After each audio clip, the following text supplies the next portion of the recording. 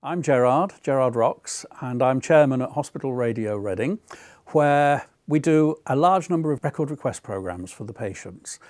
Before COVID, we were able to get into the wards on a very regular basis. We have a marvellous team of people who would visit the patients for an hour or 90 minutes before the show, collecting requests, making sure they know how to find the radio station, make sure they know it's free, and find out what they want to listen to.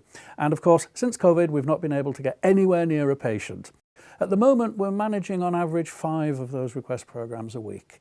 In the evenings, they tend to be done by people from their homes on Mondays, Wednesdays, Fridays and Saturday evenings. And there's a very small number, including me on the odd occasion, who are also coming in and do a show from the studio, which is what we're doing today. Hello, my name's Rodri. I've been volunteering at Hospital Radio Reading for about 12 years. My day job is in IT, and until everything happened, I was running a comedy club in the evening and hope to one day do that again. So my name's Stuart Holden. I work within Vodafone and I work within their public sector framework team. Not that means anything to anyone.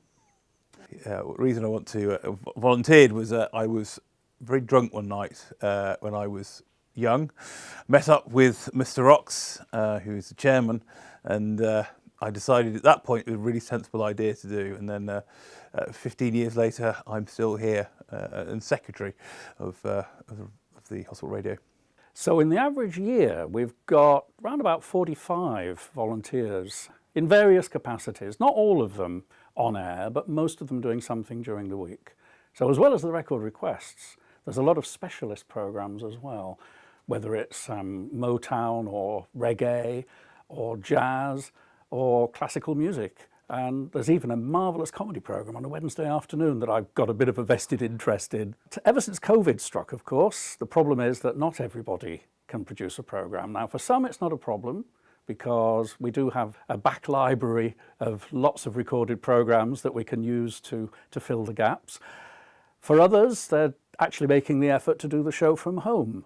For instance, Paul, who does a live rock show from his house in Tilehurst on a Friday night, and Julie over in Wokingham, who does our religious programme, Words of Life, on Sunday afternoons. Then again, there's others who aren't quite so fortunate because some of our volunteers, for instance, are the football commentators. So until they get the permission to resume games at the Medeski Stadium, with or without a crowd, and we hope that it'll still be with commentators, until that moment, there's no football commentaries, so we've got 3 of our chaps who are sat at home twiddling their thumbs, wishing and hoping. Now, anybody who wants to be a volunteer in hospital radio, it helps if they've got a certain interest in radio, but it's not full of potential broadcasters or media students. We've got everybody aged from 17 through to 75.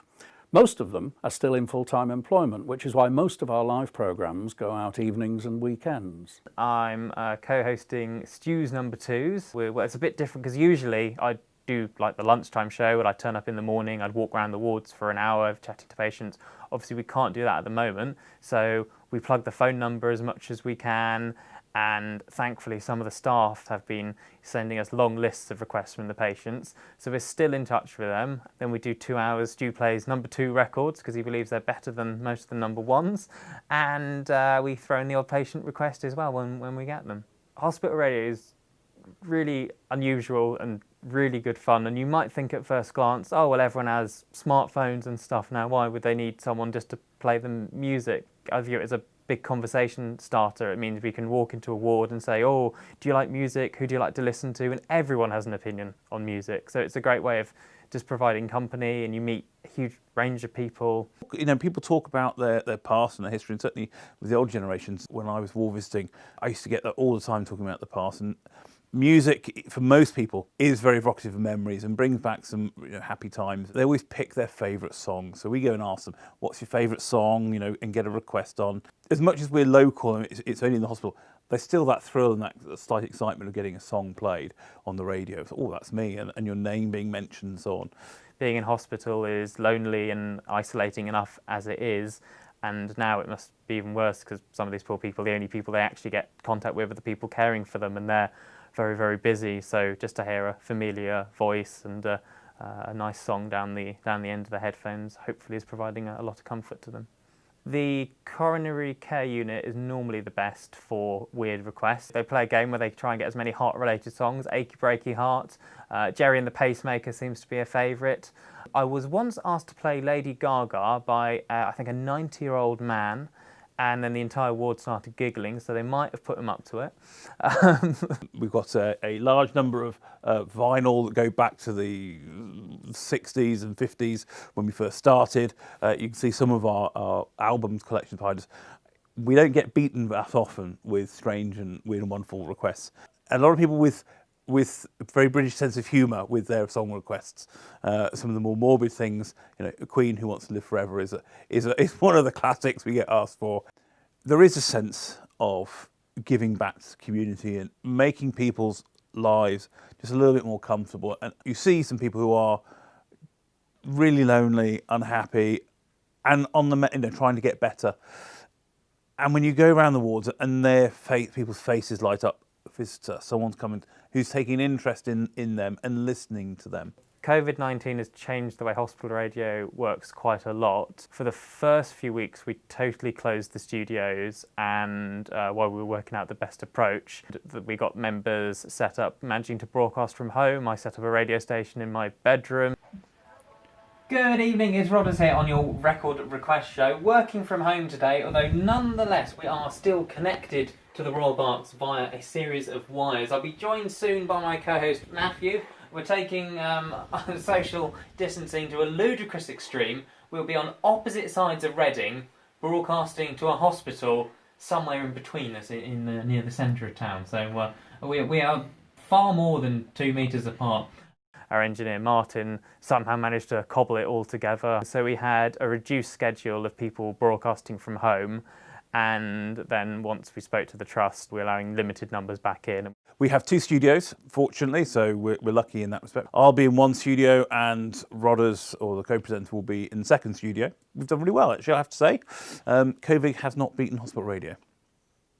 So it's important that patients know that Hospital Radio Reading is still there 24 hours a day, because a lot of it's pre-recorded and run by computers. We don't even need to lift a finger. But we're still functioning, maybe not on all cylinders, but plenty of live programmes going out as well for the patients to listen to and stop them getting bored. And it's important that they know, and that friends and relatives know, that you can still get in touch with us down the usual channels to have a record request played. Because the phone number from the patient's bedside, *800, is currently being diverted to my telephone. If it rings while we're talking, I apologise. We've got the internal phone number for members of staff, 8508. That's also being transferred to me at the moment. And you can also get in touch with us by email, requests@hrreading.org.uk, via our Facebook or hospital radio pages. And the number that you can call from outside, it's 0118 322 8508. If you ring it, the chances are it'll be me who answers it, and I look forward to hearing from you. But we've got a couple of tracks that are going to take us up to the 1 o'clock news from Pharrell Williams and Tina Turner. Actually, I think we'll have time for both of them. Tina is specially requested by Olinda Pinto. And I hope I've got the name right. I think it's Olinda, or rather than Orlando. She's a pain relief specialist here in the Royal Berkshire Hospital, and very kindly got in touch to say, well, she's actually doing her bit to help spread the word about Hospital Radio Reading still being in action, of a fashion, even though we can't visit you and spread the word ourselves face to face in the wards. So thank you, Olinda, for doing what you can to get the patients listening in while the crisis continues. At your request, we've got Tina Turner, and it's the best. What else could we play for the staff and the colleagues and the patients at the Royal Berkshire Hospital? Because Olinda did say to me, play it for the staff, play it for the colleagues. They're doing a fantastic job. I couldn't agree more. And here is Tina.